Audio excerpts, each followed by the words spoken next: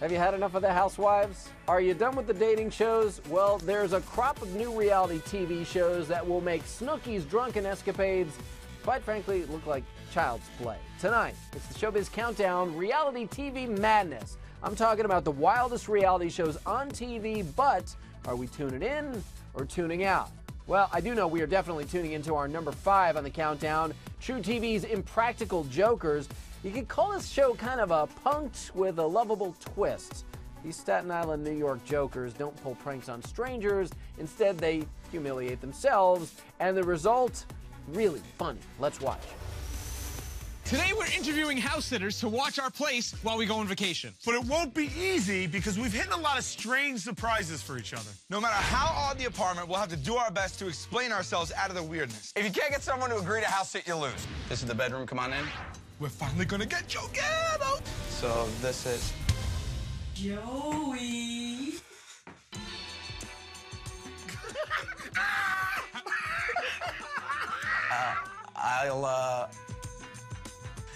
No, she... Is this the person who's going to be joining us?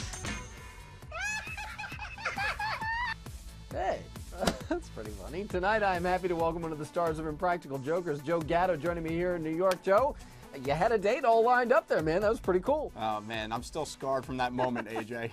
Pretty funny. I love it. And I love that you and your real-life buddies, you have Q, Murr, and Sal, all on the show together. But how did you decide, hey, wouldn't it be a great idea if we humiliate ourselves, not other people on TV? Well, we do this all the time. We've been friends actually since high school, so we're friends for over 20 years, and we know each other really well, and nobody knows how to bust friends' chops as good as friends, you know that. So we decided, you know, the prank show, we're going to invert it a little bit and just embarrass each other in front of the general public. So they get the collateral embarrassment, I guess. Is there anything better than not growing up, just playing jokes, and doing it on TV and getting paid for it? I mean, That's come on. it, man. I'm living the dream. Yeah. Nice gig. Yeah. And what's hard to believe, for me, as a New Yorker, is that you get New Yorkers who are the people least likely to put up with anybody's BS to react to your stunts. I want to watch one of my favorites with you. Let's roll that, Charles. Pick your poison, buddy. Pick someone's nose. A nose thing. Of course, a nose thing. It's actually a favor. For who? Talk a woman out of our bra. There you go. How do you talk your finger up inside someone's nose? It's impossible. Here he goes.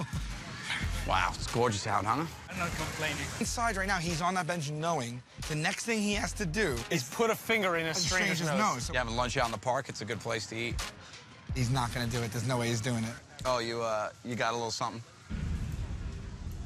Yeah, you got a little... Yeah. No. No, yeah, it's right. It's right up there. I got you. I'll help you out. I can see. Gross. It's a feeling of success. No, I'm going to be protecting my nose right here, Joe. Yeah, I mean, be careful. Do you look at each other sometimes and just say, how old are we? Yeah. I mean, that's the underlying theme of this whole thing, you know? At this point in my life, I'm like, well, hey, it's still working, so... Well, it's been a runaway hit for our sister network, truTV, Impractical Jokers, and personally, I've thought for a long time that reality TV needs to get more funny, maybe less of the table flipping and the fighting. Is that the reaction that you're getting from fans and why people are really tuning in so much? Yeah, I mean, I think people like actually watching people enjoy themselves as opposed to other, you know, the earlier stages of reality TV, people were just getting mad and, you know, flipping out and angry. I mean, this one where it's just 4 friends really having fun, so I think that's part of the charm of the show. All right, give me a sense and give our viewers a sense of one of the craziest ways that you've been humiliated on the show or that you've had one of your friends humiliated. Well, last season, we were down by the boardwalk, and they actually made me, for punishment, the show works that, you know, we compete and whoever loses gets punished at the end of the show by themselves. I had to put a woman's toe in my mouth that was walking around the boardwalk for a good 10 hours that day. So that was fun. Nice. How'd that work out for you? Oh, yeah, it was delicious. I still taste it. But I think my favorite moment, how we got somebody, is actually we go back to our old high school in Staten Island, New York, Monsignor Farrell, and we actually give someone a live polygraph test in front of the student body and all our old teachers and nuns and priests in attendance. So that was fun. You're living the fantasy, man. Doing it, man. I'm You doing really it, are. AJ. And it's relatable, and it's funny at that. And Joe, I really appreciate you being here, man. Great Thanks. show. Thanks for your time. Appreciate it. Be sure to check out new episodes of Impractical Jokers Thursday nights on truTV. Well, the Showbiz Countdown Reality Madness rolls on. At number 4 in the Showbiz Countdown, MTV's Catfish, the TV show. This show is now reeling in millions of fans, really one of the hottest shows on MTV right now. If you haven't seen it, I'm going to give you kind of the Cliff Notes version of the show. 2 guys travel the country helping the lovelorn figure out if their online romances are real or actually big fat fakes. Let's watch some of that. That's your Oh, favorite. yeah? Let's see that one. So you posted on this a couple times. I really like this pic. For some reason, you look stunning. Well, you do it every pic. Yeah, something about that picture I like.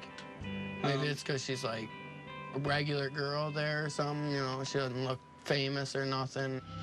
Like, it's ran through my head that maybe it's a fake profile and maybe somehow my ex-girlfriend's behind it all.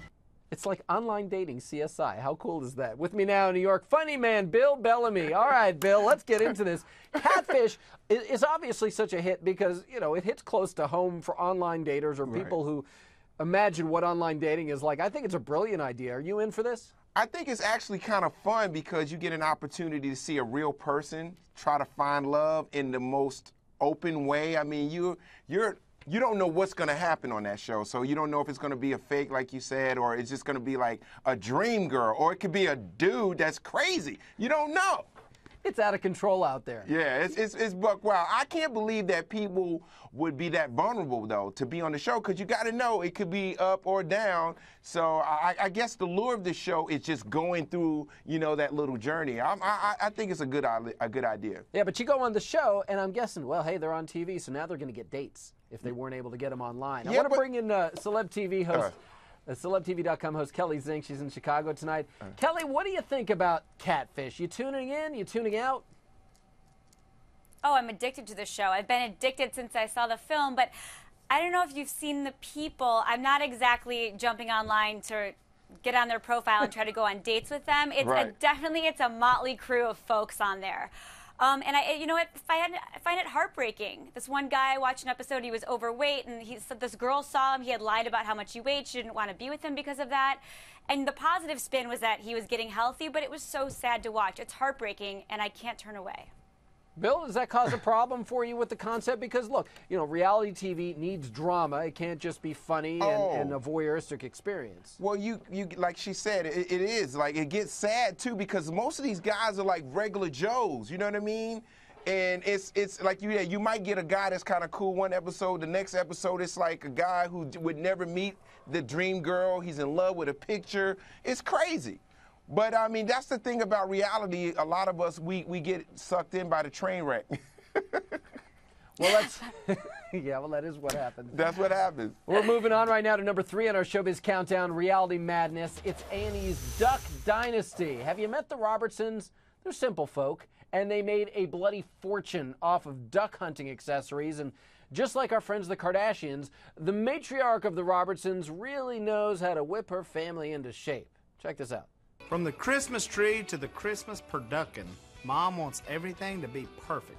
You have the pig. Inside the pig is the turkey. I can see the eyeball. Inside the turkey is the chicken. It smells horrible. Inside the chicken is the duck. Y'all gonna love it. I really need them to hang the lights outside. Jace is always the first to volunteer for the lights. No, we're going hunting. Now, this has been planned. He loves helping Mom. What about a sweet potato pie? I'm always in on sweet potato pie. What? What just happened here? Yeah. I mean, I think the thing is, and this is true of all successful reality TV, or at least a lot of shows, you tune in that first time, you see the characters who are playing here, and you think to yourself, this can't possibly be real, Kelly. Oh, no, it's real. I mean, I have a crush on Chumley from Pawn Stars, which is the same kind of show. I mean, you really do. You get sucked in and you don't know why, and I'm addicted to those shows. American Pickers, this Duck Dynasty. Now, unfortunately, I'm probably going to have a crush on Uncle Si. Nice, nice. And Bill, I think, may be developing a crush right there on Miss K. By the way, Bill, if you didn't hear clearly, she said turducken. That's a chicken inside a duck, inside a pig. I believe you're tuning in just to get that recipe. AJ, you are killing me with the reality shows. I came on about a month ago. You introduced me to Honey Boo Boo. Now you're taking me all the way to Duckland. Oh, yeah. And this is the crazy thing. Actually, those guys are my cousins. I just released my beard. I had one. And I don't even know a duck call, AJ, do you?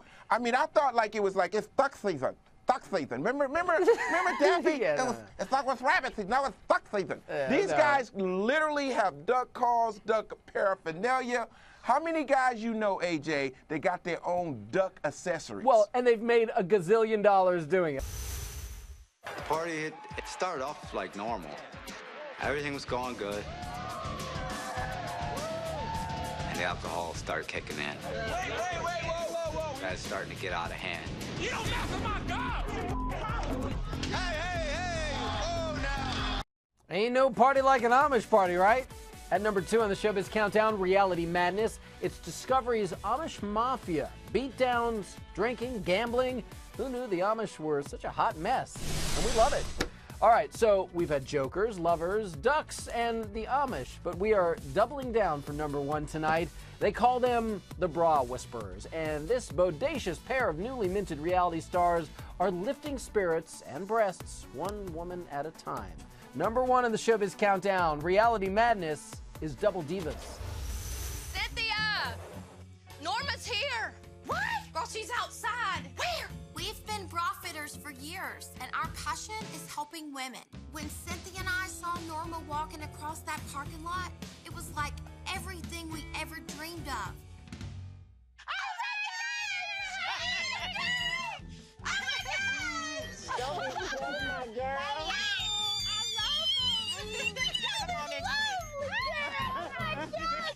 It's beautiful!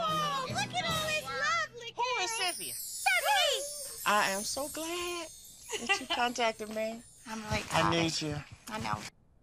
And then they go to work. All right, with me right now, the Double Divas themselves, Molly Hopkins and Cynthia Richards. Thanks for being here, ladies. Thanks for having us. So, Cynthia, let me start with you. As we saw there, you guys actually sought out Norma. Now, this can kind of be touchy sometimes. It seems like she was welcoming your help, but how did that go down? I'll tell you exactly how it went down. I was up late, which I never do because I like to go to sleep about 9:30, just for the record. And I just happened to stay up late, and I was watching TV, and I like all those crazy shows where you can learn something from. And so I was watching, and sure enough, next thing I see, it was Norma Stitz coming on that screen, and she was like, I just want to let you know that I can't find a bra. There is no bra for me. And they actually showed her going inside and trying on the largest bra they actually make in the world, and it didn't fit her. She couldn't even get it on. So my heart went out because this is our mission. This is what Molly and I do, and I needed to help her. What I love about the two of you is you don't hold back at all in the show. You'll stop strangers who are just walking down the street or wherever you happen to run across them, and you'll offer your help. Let's watch a bit of that in action. Okay. Girl, look, it's a jiggling and a wiggling. I don't care where I'm at, and some girl comes bopping by, and all of a sudden her boobs look like they're gonna fly out, and I'm like, oh God, I can help her. Your bra is like, this big. My bra?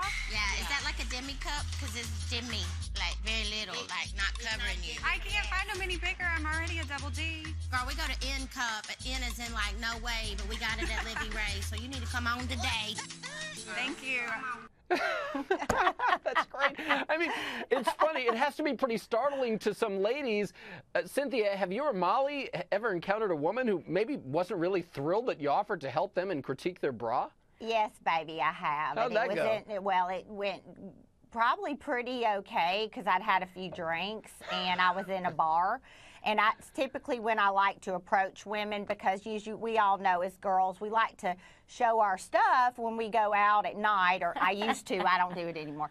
But we used to. And so a lot of times you can see more what somebody's working with because they're wearing tighter clothes or they're wearing a really bad bra. And so I had a real knack for going up to people and telling them what size they needed to be in, whether they wanted me to or not.